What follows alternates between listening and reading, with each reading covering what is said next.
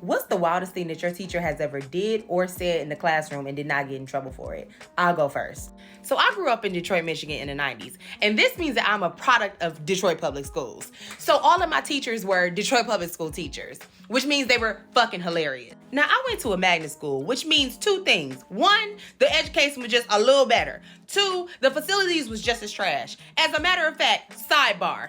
One February morning, we come into our classroom. The first class we have is science, which means you got those lab desks and just a lot of counter space. It is 12 degrees in this classroom. It's obviously cold. Our teacher is like, what is going on? Why is it so cold in here? We go back into the hallway, noticeably warmer. So the heat is working somewhere, just not in our room, which doesn't make sense. Y'all, we start being nosy and kind of looking around the room to see if windows are open.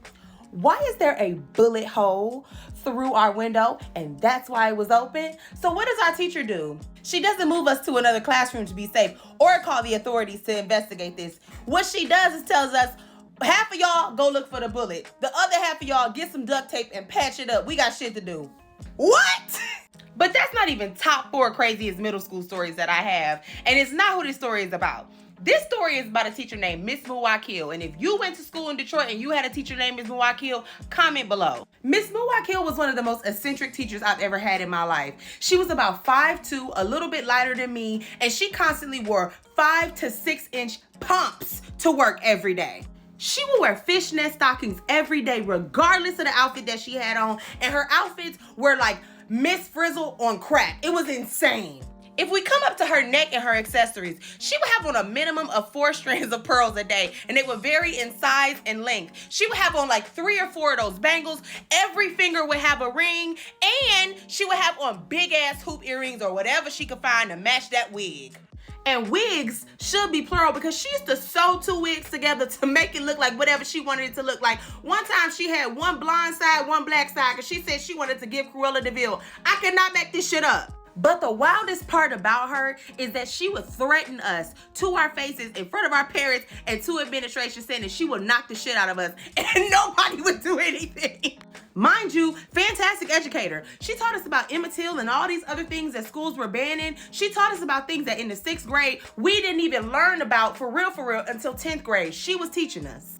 Our first day in Miss Muwakil's class, we walk in and she has an orange on her desk. This is one of the biggest oranges we've ever seen in our lives, but we thought, okay, maybe it's just for her lunch. Then the orange continued to be there for a week, 2 weeks, a month, the semester. And so one kid asked, Miss Muwakil, why is that orange always there? She ignores him blatantly. So we just like, well, maybe it's a superstition. I mean, she weird like that. She wear a different wig every day. Lord knows what she got going on in her head. No one brings it up until the end of the year.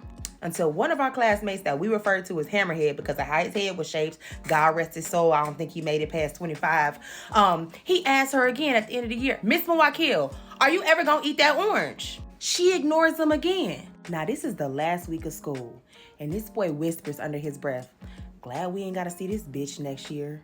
I don't know if he thought he whispered it or what, but before we can turn around and be like, ooh, she takes this orange and hauls it at his ass. And as if this woman has morphed into Barry Bonds, this orange hits him directly in his forehead and he slumps on the desk. So we like, oh my God, she killed him. The child finally comes to, then she really knocked him out. And she walk over in these 6-inch heels. She slams that door closed so nobody can hear her. And she walks slowly down the aisle to him. And she whispers down into this boy's ear and says it loud enough for all of us to hear. And she says, your bald head mama. And I am telling y'all the honest truth. I wish this was a lie. If somebody was in Miss Muwakil class in 2005, 2006 in Detroit, Michigan, please verify. There was a petrified orange on her desk that she used as a weapon. I cannot make this shit up. The amount of times that she told kids, I will knock the shit out of you, and we thought it was with her hands, and she actually was using a petrified orange. Come to find out, and I only know this because my parents were also teachers, so when we went to parent-teacher conference night, it was basically tea night for me, because that's when I learned all the shit that was going on in the school, because my parents was talking to her about it. Anyway, she had that orange for 6 years, bitch. 6. And she had been using it to protect herself from whatever come in that classroom. Miss Muwakil was an icon. I'm sorry, I know that that's illegal and you cannot do that today, but baby, I have to stand.